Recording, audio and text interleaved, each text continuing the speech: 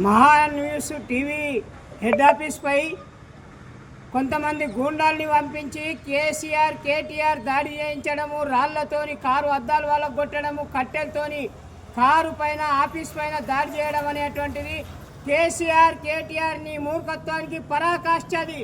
ఎందుకంటే phone tapping విషయంలో 4500 మందిని ఫోన్ ట్యాపింగ్ చేసిన గనుడు నువ్వు. ఏ దేశంలోనైనా ఇంత ఘోరమైన పరిపాలన ఉందా?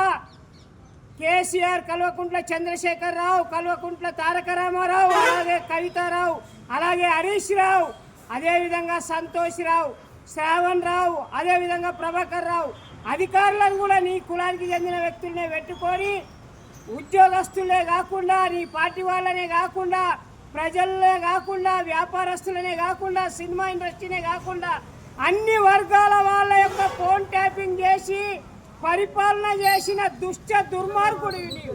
కాబట్టి తక్షణమే నీ యొక్క పార్టీ గుర్తింపు రద్దు చేయాలని ఎన్నికల కమిషన్ను కోరడం జరుగుతుంది. అదేవిధంగా నీ తెలంగాణ భవన్కి ఇచ్చినటువంటి, పార్టీకి ఇచ్చినటువంటి స్థలము, జిల్లాల్లో ఇచ్చినటువంటి స్థలాన్ని కూడా రద్దు చేయాలని కోరుతా ఉన్నాం. ఏం మాట్లాడుతున్నావా జగదీష్ రెడ్డి?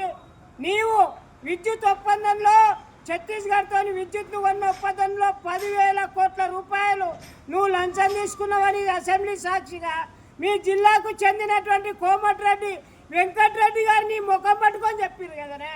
ఇంకా సిగ్గు లేదువా? నువ్వు మా ప్రతాపం ఇంకా చూడలేదంటున్నావా? ఏందా నీ ప్రతాపం? చూపిస్తావా తెలంగాణ ముందు? తేల్చుకుందామా చెప్పు. జగదీష్ రెడ్డి నోరు అదుపులో పెట్టుకో. తెలంగాణ నీ జాగిరి కాదు బిడ్డ.